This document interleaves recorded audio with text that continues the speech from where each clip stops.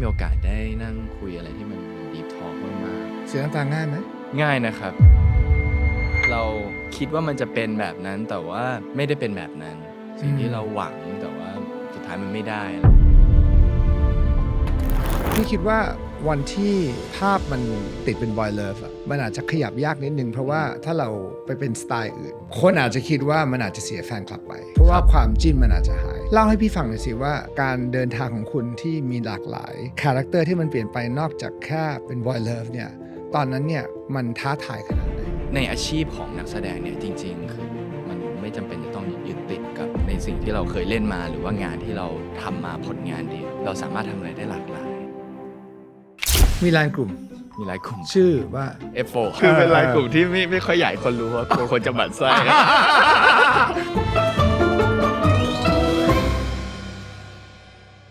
ใครที่ดูคลิปนี้อยู่นะครับ Woody และทีมงาน Woody World ขอกำลังใจหน่อยนะครับเพียงแค่กดไลค์กด subscribe และกดกระดิ่งแจ้งเตือนครับเวลาเรามีคลิปใหม่ๆทุกคนจะได้รับรู้กันนะครับกดเลยครับกดสิครับกดยังครับกดเลยนะกดยังอ่ะ please กดนะครับเมื่อก่อนหัววูดดี้เป็นแบบนี้จนหมดความมั่นใจครับแต่วิตามินบำรุงผม B Vita ที่มีส่วนผสมช่วยลดผมร่วงอย่างซิงค์ไบโอตินแอสตาแซนทีนฮอสเทลกินง่ายแค่วันละเม็ดและนี่คือผลลัพธ์ของวูดดี้สั่งซื้อได้ที่ Line @B Vita อยากจะบอกว่าก็ยินดีด้วยเพราะว่าวูดดี้กำลังนั่งพูดคุยอยู่กับ1 ใน 30ของบุคคลที่ถูกคัดเลือกว่าน่าจับตามองที่อายุต่ำกว่า30โดยนิตยสาร Forbes Magazine ใช่ครับผม ตอนนี้เขาประกาศรู้สึกยังไงตอนแรกคือที่ประกาศเนี่ยผมยังตกใจอยู่เลยนะครับเพราะว่าไม่คิดเลยว่าเราจะไปมีชื่ออยู่ในนิตยสารนั้นได้อะไรเงี้ยครับตอนแรกก็เห็นใน Twitter แล้วก็แฟนๆแท็กมาว่าแบบมีชื่อเราแล้วก็เฮ้ยหรือว่าเขาแบบของปลอมหรือเปล่าแค่ใส่เฮดของแมกกาซีนนั้นอะไรอย่างเงี้ยครับเราก็เลยแบบคลิกเข้าไปดูเฮ้ยมันเว็บไซต์ของ Forbes จริงๆอะไรอย่างเงี้ยแล้วก็โห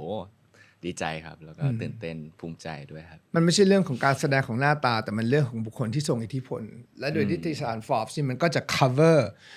ทุกๆวงการเลยอย่างนี้ดีกว่าและพี่ว่าของคุณเนี่ยมันก็ครอบคลุมหลายๆวงการเหมือนกันนะก็เป็นทั้งอินฟลูเอนเซอร์เป็นทั้งนักแสดงศิลปินเป็นไอคอนเป็นentrepreneur ผู้ประกอบการวินเหมือนกับมีหลายหมวกมากเลยอะตอนเนี้ยเทียบกับเมื่อ3 ปีที่แล้วที่เรารู้จักกันตอนนั้นคุณก็ต้องยอมรับว่าก็คือบุคคลสาธารณะที่เป็นนักแสดงครับแต่วันนี้กลับกลายเป็นว่าชีวิตมันโตเร็วมากใช่ครับหลายอย่างมากครับคือเร็วมากแบบรับมือกับการเปลี่ยนแปลงการโตและมี follower ที่มากขึ้นเรื่อยๆระดับโลกยังไงคือผมมองว่าในทุกๆการเปลี่ยนแปลงครับเราจะต้องมีสติกับมันในทุกช่วงเวลาที่มันเกิดขึ้นในชีวิตของเราเสมออะไรครับคือถ้าเกิดว่าอยู่ๆก็มีคนสนใจเรามากๆเลยแต่ว่าเราไม่ได้พัฒนาตัวเองหรือว่าไม่ได้สนใจในสิ่งที่เรากำลังทำอยู่หรือว่าเราไม่รู้ตัวว่าเรากำลังทำอะไรอยู่นะครับบางทีเราอาจจะหลุดไปกับสิ่งที่เกิดขึ้นณตอนนั้นแต่ว่าผมรู้สึกว่าผมเป็นคนที่ผมอยู่กับปัจจุบันมากๆแล้วก็รู้ตัวว่าตอนนี้เรากำลังทำอะไรอยู่กับปัจจุบันเป็นเรื่องสำคัญใช่ครับเพราะว่าไม่ค่อยจะ worry อดีตหรืออนาคตเรา worry ครับแต่ว่าเรารู้ว่าเรากำลังทำอะไรอยู่นะตอนนี้นะโมเมนต์นี้เรามีแพลนในอนาคตที่เราอยากจะไปให้ถึงแต่ว่าเราก็ไม่ได้ทิ้งว่าเรากำลังทำอะไรอยู่ครับมันยังมีแพลนที่มากกว่านี้อีกเหรอเพราะพี่รู้สึกว่าโอ้ถ้าพี่เกิดเป็นวินตอนนี้พี่รู้สึกว่านี่คือน่าจะที่สุดแล้วนะโอ้ยังครับพี่ไม่มันยังมีไปได้อีกเหรอคือวินมองว่าคือสิ่งที่แพลนที่วินอยากจะไปแล้วก็เป้าหมายที่วินอยากจะทำเนี่ยวินอยากจะไปในวงการที่มัน international มากขึ้นเราอยากจะนำวงการบันเทิงไทยเนี่ยไปสู่ระดับโลกให้ได้ไปสู่ในระดับเอเชียให้มากขึ้นในหลายๆประเทศให้ได้ก็ถือว่าเป็นเรื่องดีเพราะว่ามันเป็นการเอาสิ่งที่เรามีไปให้ชาวโลกเห็นแต่ว่าคุณ represent เมืองไทยคุณเป็นเหมือนกับ export ที่ดีมากนะที่พี่เห็นนะเพราะว่าไม่ว่าคุณจะไปที่ประเทศไหนก็ตามก็มีแฟนๆเยอะมากมาคอยติดตามวินาทีที่เรารู้ว่าเรามีแฟนคลับต่างชาติมาเพราะตอนแรกที่เล่นซีรีส์คุณอาจจะไม่เห็นค่าหน้าตาเนาะเพราะอาจจะมาผ่านทางโซเชียลที่เป็นภาษาหลากหลายก็มันก็รู้สึกประมาณหนึ่งแต่พอไปแล้วไปเห็นจริงๆเนี่ยถามหน่อยสิว่าความรู้สึกมันเป็นยังไงโอ้โหมันประทับใจมากครับคือต้องบอกก่อนตั้งแต่เริ่มแรกที่เรายังไม่เคยคิดเลยว่าเราจะสามารถมีแฟนคลับ ต่างประเทศได้หรือว่าเป็นคนต่างชาติได้นะครับแค่ตอนแรกที่เล่นซีรีส์ก็คือเราจะมีแฟนคลับในไทยแล้วหรือเปล่าเลยแต่ว่าพอมาถึงณจุดๆเนี้ยคือมันกลายเป็นอะไรที่มันบียอนมากกว่านั้นมากๆเลยครับแล้วก็ช่วงนั้นที่เราเป็นกระแสขึ้นมาอะไรอย่างเงี้ยครับก็ได้เห็นแฟนๆต่างชาติอย่างที่พี่วูดดี้บอกคือเห็นผ่านโซเชียลอย่างเดียวเลยเห็นแต่ผ่านเท็กซ์ที่เขาแบบพิมพ์มาอะไรอย่างเงี้ยครับจนกระทั่งหลังที่สถานการณ์มันดีขึ้นแล้วเราสามารถบินไปต่างประเทศได้เนี่ยเราก็ทำให้เราได้เห็นแฟนๆแต่ละประเทศที่ปกติเคยเห็นแต่เป็นตัวภาษาหนังสือที่เขาพิมพ์มาคอมเมนต์เราอะไรอย่างเงี้ยครับได้ไปเจอตัวเป็นๆก็ประทับใจมากๆแล้วก็เห็นในความแตกต่างในแต่ละประเทศออกไปครับ หมายถึงว่า energy วัฒนธรรม vibe มันก็ไม่เหมือนกัน ใช่ ของแต่ละประเทศ แต่ละประเทศก็จะไม่เหมือนกัน ไทยก็จะเป็นแบบนึง ใช่ ฟิลิปปินส์ ครั ก็ บ เป็นแบบนึง ใช่ ใช่ไหม ญี่ปุ่น ครับ ก็ ญี่ปุ่นก็แบบนึง อินโดแบบนึงเวียดนามแบบนึงอะไรอย่างเงี้ยครับ เราต้องปรับจูนไหมเราต้องรู้ก่อนไหมว่าวัฒนธรรมแต่ละประเทศเป็นยังไงก่อนที่เราไปถึง ต้องรู้ก่อนครับอย่างบางประเทศเขาอาจจะมีวัฒนธรรมที่โอเคห้ามอ้างอิงแบบนี้ห้ามพูดถึงอะไรแบบนี้อะไรอย่างเงี้ยครับเราก็ต้องเรียนรู้ไว้ก่อนแล้วก็ไม่ทำสิ่งนั้นในสิ่งที่เป็นวัฒนธรรมของเขา มันคงต้องมีดราม่าบ้าง ครับ ในช่วง 2-3 ปีที่ผ่านมา กับเรื่องเล็กๆน้อยๆอาจจะเป็นเรื่องที่เราไม่ได้คิดว่ามันจะเป็นดราม่าแต่มันก็ ครับ อาจจะแปลสภาพเป็นอะไรที่เข้าใจผิดไปได้หลายเรื่องรับมือยังไง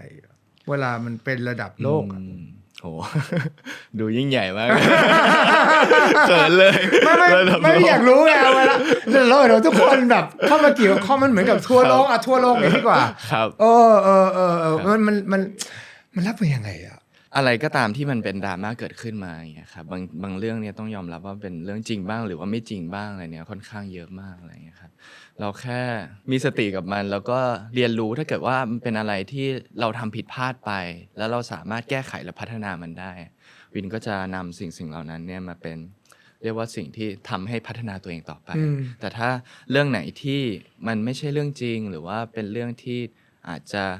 บิดเบือนไปค่อนข้างเยอะอะไรอย่างเงี้ยครับเราก็มองข้ามสิ่งเหล่านั้นไป ที่ผ่านมามีเรื่องอะไรตั้งแต่เกิดเลยเนาะอันนี้พี่มานั่งดูย้อนหลังวินไม่ค่อยได้มีโอกาสพูดแบบเปิดใจแบบทอล์กดีฟทอล์ก ครับ เลยด้วยซ้ำไป ล่าสุดมากับไบรท์วันนั้นก็ประมาณหนึ่งนะครับ แต่วันนี้ก็คงจะเป็นโอกาสที่ดีนะครับที่เราจะได้มีโอกาสลงลึกกับหลายๆเรื่อง พี่อยากจะย้อนไปตั้งแต่วัยเด็กจนมาถึงปัจจุบันเนี่ยช่วงไหนของชีวิตที่วินรู้สึกว่าเป็นช่วงที่น่าจะใช้คำว่าท้าทายที่สุดสำหรับคนวันนี้หรือในอดีตหรือว่าช่วงไหนถ้าต้องเลือกช่วงหนึ่งในชีวิต ถ้าต้องเลือกช่วงหนึ่งผมว่าช่วงนี้เลยครับ ช่วงที่เราก้าวจากวัยเรียนมาเป็นวัยทำงานอย่างเต็มตัวผมว่ามันเป็นอะไรที่ยากมากๆแล้วก็ท้าทายมากๆเป็นอะไรที่มีเรื่องราวใหม่ๆให้เราได้เรียนรู้ไปทุกๆวันจริงๆแล้วก็รู้สึกว่าตั้งแต่ก้าวมาทำงานมันทำให้เป้าหมายในชีวิตเราชัดเจนขึ้นมากๆเลยจากแต่ก่อน เพราะก่อนหน้านี้วินก็เคยบอกพี่ว่าเหมือนกับว่ามันยังไม่ชัดตอนที่เรียน ใช่ ตอนที่เรียนมหา ใช่ ลัยอยู่ก็ยังไม่ค่อยเคลียร์ว่าจะไปในเส้นทางไหนถูกไหม ใช่ครับ ภาพตอนนั้นที่จะเป็นแบบนี้ก็ยังไม่ชัดด้วย ใช่ก็ยังไม่ชัดด้วย ว่าจะมีแฟนๆทั่วโลกอย่างนี้ก็ไม่เคย ใช่ก็ไม่เคยคิด ใช่ไหม อืม มันเหมือนฝันที่ไม่กล้าฝันไหมมันเนี่ย โอ้โหมากๆเลยครับมันเป็นอะไรที่เกินฝันมากๆตั้งแต่วันแรกในเรื่องของวงการบันเทิงเนี่ยนะครับแล้วก็เรารู้สึกว่า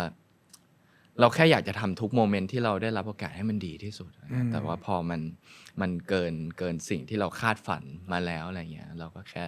ทำต่อไปให้ดีขึ้นเรื่อยๆพัฒนาตัวเองขึ้นไปเรื่อยๆครับผม สิ่งที่น่าสนใจอย่างหนึงก็คือวิน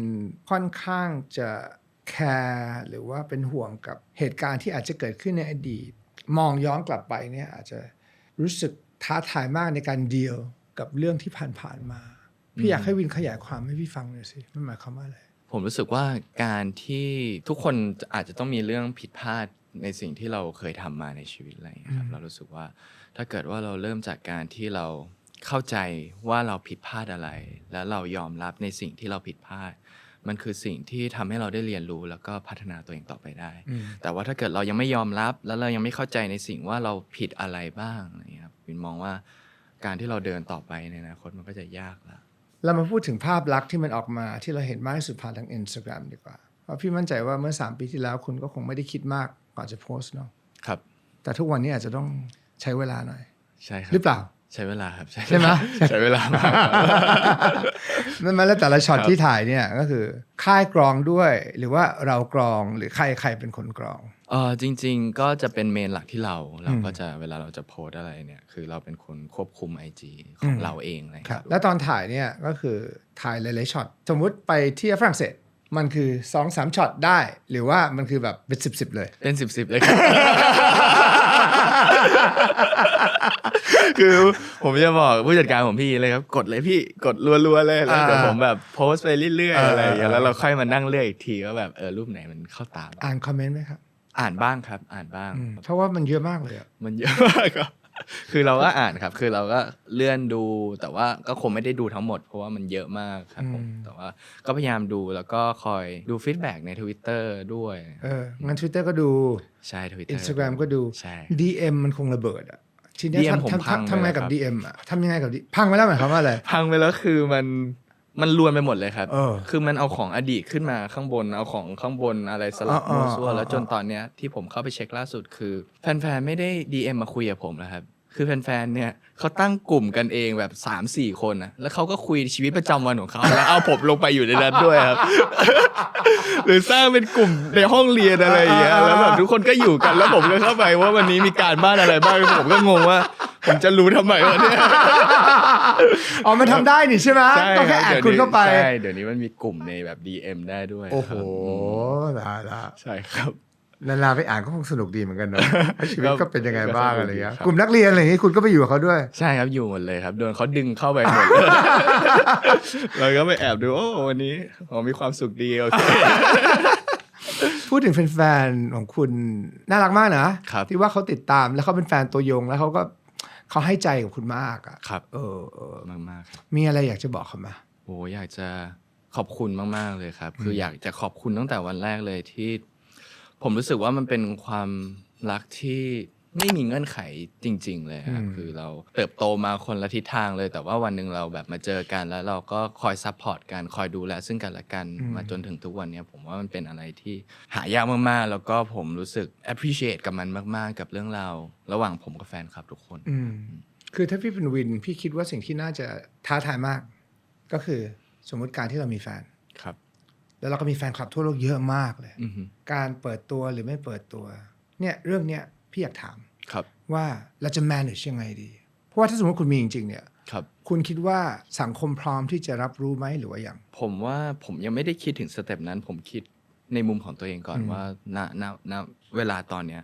เราทำงานเยอะมากจริงๆครับ ในเรื่องของนั้นนะก็คือปล่อยให้มันเป็นเรื่องธรรมชาติเลยกันว่าถ้าเกิดว่าวันหนึ่งถ้ามันจะเกิดขึ้น หรือเราเจอคนหนึ่งที่เหมาะสมกับเราที่เหมาะสมกันทั้งคู่อะไรอย่างเงี้ยครับก็รอให้ถึงวันนั้น แต่ว่าณโมเมนต์เนี้ยผมยังรู้สึกว่าผมยังมีทั้งธุรกิจ มีทั้งงานในวงการบันเทิง มีอะไรหลายอย่างที่เราต้องกังวล แล้วก็ต้องทุ่มเทกับมันมากๆอะไรอย่างเงี้ยครับเราก็เลยยังไม่ได้ไปโฟกัสเรื่องนั้นมากขนาดนั้น เราก็รู้สึกว่าเราอยากทำตรงนี้ให้ดีมากๆ แล้วก็ถ้าเกิดว่ามันมีจังหวะที่มีตรงนั้นเข้ามาด้วยเราก็ค่อยเรียนรู้กันไปแล้วศึกษา งั้นย้อนกลับไปก่อนเข้าวงการแล้วครับ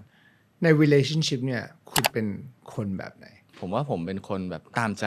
เหรอ ผมจะใช้ชีวิตแบบสบายๆชิลๆง่ายๆ หมายถึงว่า อะไร แฟนเป็นคนเลือกแล้วคุณก็ไปตาม ใช่ครับใช่ครับส่วนใหญ่ครับส่วนใหญ่แต่ว่าถ้าเกิดว่าเป็นเรื่องที่เราอยากจะทำอะไรเงี้ยเราก็แชร์กันแล้วเราก็ทำ ไม่ซับซ้อน ผมว่าไม่ซับซ้อนนะไม่ซับซ้อนคือเรารู้สึกว่าเวลาเรามีแฟนหรือว่าเราอยู่กับใครเนี่ยเราอยากจะให้คนนั้นเป็นจุดที่สบายตัวและสบายใจมากที่สุดคือเราสามารถแชร์ทุกเรื่องที่เราคิดหรือว่าเราอยากทำอะไรก็ทำได้อะไรอย่างเงี้ยครับโดยที่ไม่ผิด พี่ว่าความไม่ซับซ้อนมันเป็นเรื่องดีนะครับ ถ้าเวลามันซับซ้อนมากเนี่ยมันก็จะเกิดความขัดแย้ง สมมุติว่าคบไปแล้วมัน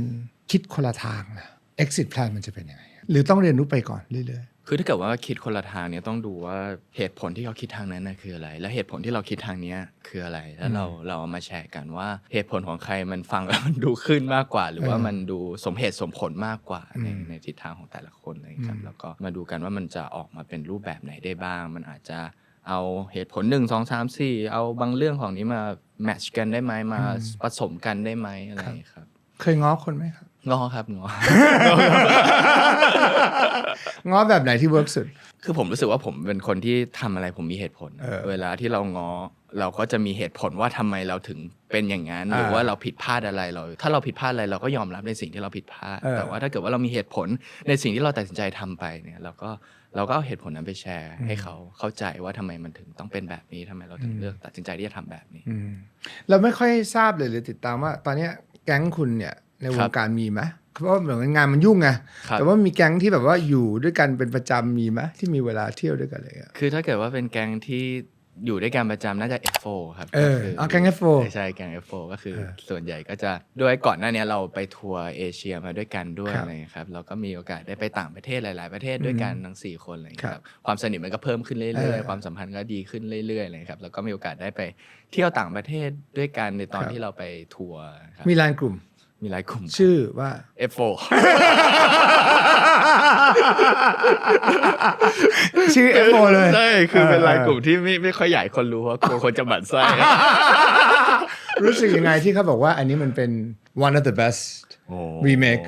ดีใจมากครับดีใจมากๆคือผมเชื่อเลยทุกคนที่มีส่วนร่วมในโปรเจกต์เนี้ยภูมิใจและก็ดีใจกันทุกคนเพราะว่าณวันที่ถ่ายทำเนี่ยคือทุกคนจริงจังมากๆแล้วก็เต็มที่กับงานนี้ออกมามากๆเลยครับกว่าจะผ่านแต่ละซีนนี่คือแบบยากมากๆที่แบบจะเกิดขึ้นในของกอง F4 เลยครับพี่คิดว่าวันที่ภาพมันติดเป็น boy love อะใช่ไหมมันอาจจะขยับยากนิดนึงเพราะว่าถ้าเราไปเป็นสไตล์อื่นคนอาจจะคิดว่ามันอาจจะเสียแฟนคลับไปเพราะว่าความจิ้นมันอาจจะหายเล่าให้พี่ฟังหน่อยสิว่าการเดินทางของคุณที่มีหลากหลายคาแรคเตอร์ที่มันเปลี่ยนไปนอกจากแค่เป็น boy love เนี่ยตอนนั้นเนี่ยมันท้าทายขนาดไหนท้าทายที่จะเปลี่ยนใช่ไหมใช่คือผมมองว่าในอาชีพของนักแสดงเนี่ยจริงๆคือมันไม่จำเป็นจะต้องยึดติดกับในสิ่งที่เราเคยเล่นมาหรือว่างานที่เราทำมาผลงานเดียวนะครับเราสามารถทำอะไรได้หลากหลายอะไรครับคือเล่นขั้นกูมาก็ไม่ได้แปลว่าผมจะเป็นทายไปตลอดไปนะครับมันก็เปลี่ยนไปเรื่อยๆตามงานที่เราได้รับไปเรื่อยๆอะไรครับก็เลยรู้สึกว่าเราก็แค่ทำงานทุกงานที่เข้ามาที่เราเลือกที่จะทำแล้วเนี่ยให้ดีที่สุดให้เป็นตัวละครนั้นได้มากที่สุดจริงจังกับงานนั้นให้มากที่สุดใส่ใจกับมันให้มากที่สุดนะครับเราไม่ได้คิดว่าเราเปลี่ยนมาอันนี้แล้วนะอันนี้แล้วนะ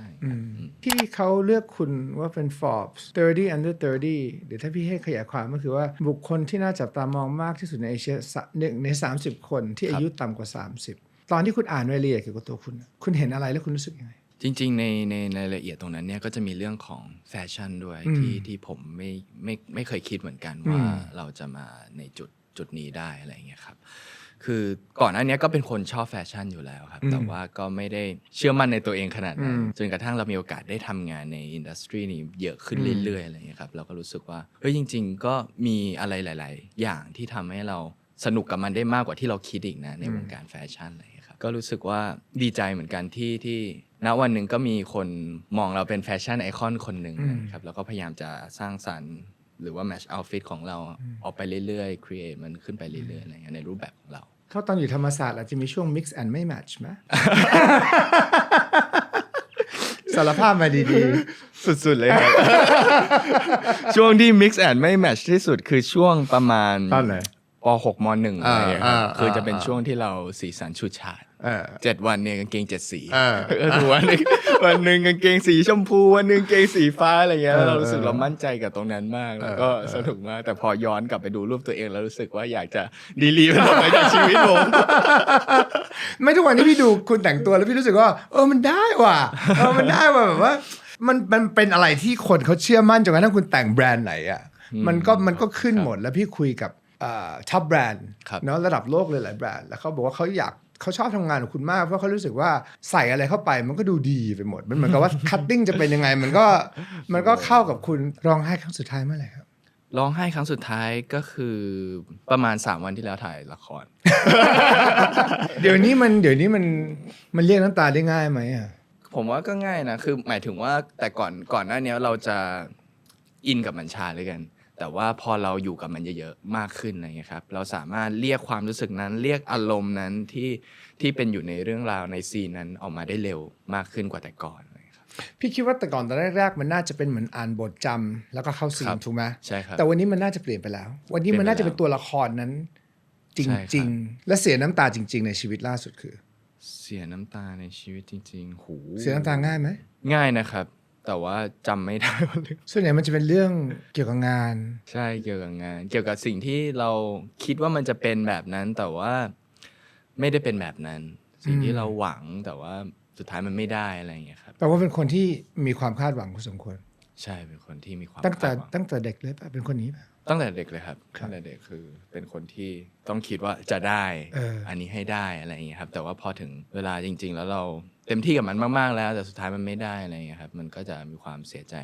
บ้าง แต่ตอนนี้เราได้โตขึ้นไหม โตขึ้นครับโตขึ้น ตอนนี้ก็คือเรารู้สึกว่าเรายอมรับกับในสิ่งที่ผิดหวังได้มากขึ้น ในสิ่งที่ไม่เป็นไปตามที่เราหวังได้มากขึ้น เพราะว่าถ้าเราหวังพี่ว่าการตั้งเป้าเป็นเรื่องดี ครับ แต่ถ้าเกิดว่าเราตั้งเป้าแล้วเราก็ผูกความหวังไว้กับตรงนั้น แล้วพอมันผิดหวังมันก็จะเศร้าทันที ใช่ครับ แต่ถ้าเราตั้งเป้าแล้วเราก็มองว่าได้ก็ไม่ได้ ไม่เป็นไรเราทำเต็มที่แล้ว อืม พอมันไม่ได้ขึ้นมา เราก็ไม่ได้ผิดหวัง ใช่เพราะเราทำเต็มที่ ถูก แล้วคบ แล้วเราก็ทำเต็มที่แล้วแล้วเราก็รอแล้วก็เดินหน้าต่อไปเรื่อย อืม ๆว่าถ้ามองย้อนกลับไปในชีวิตพี่เห็นว่าที่ผ่านมาหลายครั้งที่พี่ตั้งเป้าพี่หวังไว้ พอไม่ได้พี่ก็ทุกข์มาก อืม นานด้วยวินหลายวันว่าทำไมไม่ได้วะ อื ทำไมกูทำไม่ได้หรือทำไมมันไม่เกิดขึ้นแล้วก็ผิดหวังเดี๋ยวนี้ พอเขาบอกว่าปฏิเสธไม่ได้ของพี่เนี่ยใช้เวลาแค่ประมาณ1 นาที อืม ลืมไปเลย แล้วก็ไปเรื่องอื่นละ ม แต่แบบแต่กว่าจะมาถึงวันนี้มันก็ต้องผิดหวังมาเยอะอะ ครับ จนแบบรู้สึกว่าทำไมกูจะต้องเหนื่อยกับความผิดหวัง ความผิด วะ หวัง เพราะพี่รู้สึกว่าชีวิตของคนเราทุกวันมันมีความคาดหวังทุกวัน ถูกป่ะ ใช่ครับ ให้เราตื่นขึ้นมาแล้วคาดหวังว่าวันนี้มันจะต้องดี อืม ใช่ไหมหรือว่าวันนี้เราคนจะต้องยอมรับ ครับ หรือว่าโพสต์ไปแล้วมันจะต้องได้อย่างนี้แต่พอมันไม่เป็นอย่างที่ต้องการ ซึ่งมันก็เกิดขึ้นทุกวัน อืมใช่ แล้วมันก็เกิดความเสียใจทุกวันแล้วพี่รู้สึกว่าเหมือนกับว่าทำไมพี่จะต้องเหมือนชกตัวเองทุกวันทุกวันก็เลยตัดสินใจว่าไม่ละตั้งเป้าเรื่อย อืม ๆแต่ไม่คาดหวังอะไรในชีวิต แล้วมันจะอยู่ได้แบบมีความสุขเรื่อยๆเรื่อยๆเรื่อยๆแล้วแบบแล้วมันก็จะมาเอง อืมครับ ดังนั้นพี่เชื่อมั่นว่าสิ่งที่คุณฝันว่ามันจะเกิดขึ้นเนี่ยคุณตั้งเป้าแล้ววิน พี่เชื่ออย่างเต็ม 100% ว่ามันจะเกิดขึ้นแน่นอน อืมครับ มันเกิดขึ้นแน่นอนเพียงแต่ว่าคุณแค่ต้องเดินไปเรื่อยๆ ครับ and you have to be very focused หมายถึง ครับ ว่าแบบมันต้องชัดมากว่าเราจะไม่ฉลับไปทางซ้ายหรือขวาหรือว่าเบี่ยงไป เพราะมันจะมีสับหลอกไง อืม หรือไปอย่างนี้ไหมหรือไปอย่างนี้ไหมแต่คุณต้องเดินหน้าไปอย่างเดียว ใช่ชัดเจน แล้วพี่ว่าที่สำคัญที่สุดเลยก็คือว่าบางทีในยุคเนี้ยเราไม่ต้องรอโอกาสมาหาเราก็ได้นะ ครับ เราสามารถสร้างโอกาสเอง ครับ หมายถึงว่าคุณมีพลังในมือ อืม ทรัพย์เราก็มี ครับ เราสร้างโอกาส เราสร้างสะพานได้ อืม เพราะบางคนสมัยก่อนจะบอกว่าเดี๋ยวรอให้ฟ้าประทานมา ให้โอกาสมา แต่พี่ว่าเราไม่ได้อยู่ในยุคที่ฟ้าต้องประทานเลย ครับ เราต้อง เห็นด้วยครับ เราต้องประทาน อืม เส้นทางของเราเอง ครับ ถูกต้องไหม ถูกต้องครับ เป็นยังไงบ้างวันนี้ได้นั่งคุยเดี่ยว เป็นครั้งแรกแล้วก็ได้คุยกันหลายเรื่องมากเกี่ยวกับชีวิตและครอบคลุมทั้งหมดเลย ดีใจมากๆครับ ก็จริงๆ ผมไม่ค่อยมีโอกาสได้นั่งคุยอะไรที่มันเป็นดีพอกมากๆอะไรอย่างเงี้ยครับส่วนใหญ่ก็จะเป็นผิวเผินหน่อย อืม ข่าวต่างๆอะไรอย่างเงี้ยครับแต่ว่าครั้งนี้ดีใจมากดีใจด้วยที่ได้มาเจอพี่วูดดี้วันนี้ครับผมก็คิดถึงพี่เสมอ ครับก็เราก็ติดตามกันใน Instagram อยู่ตลอดเวลา ใช่ครับ แล้วก็เป็นห่วงซึ่งกันและกัน แล้วก็ติดตามการพัฒนาการของคุณแล้วเวลาเราเห็นคุณประสบความสำเร็จ ไม่รู้นะพี่รู้สึกดีใจไปด้วยทุกครั้งเลย โอ้ขอบคุณ ไม่ ค จ รับ ริงๆเรา ขอบคุณ เห็นตั้งแต่ มาก วันแรกจนถึงวันนี้แล้วพี่ก็รู้สึกว่าแล้วยิ่งเป็นรุ่นน้องพี่ด้วยมันดีใจมันดีใจ ขอบคุณครับ ก็จะคอยเป็นกำลังใจให้ แล้วก็จะนั่งสัมภาษณ์คุณในวันนั้น ที่มันถึงอีกหนึ่งเป้าหมายของชีวิต ครับผมขอบคุณ ว่าม กครับ จำได้ไหมวันนั้นเราเคยคุยกันเรื่องนี้ ครับ แล้วมันจะมีสิ่งนี้เกิดขึ้นนะครับ ครับ พี่ว่าอีกไม่กี่ปีแล้วครับ โอ้โหหวังว่าครับหวังว่าครับ มันจะเกิดขึ้นครับ ขอบคุณครับ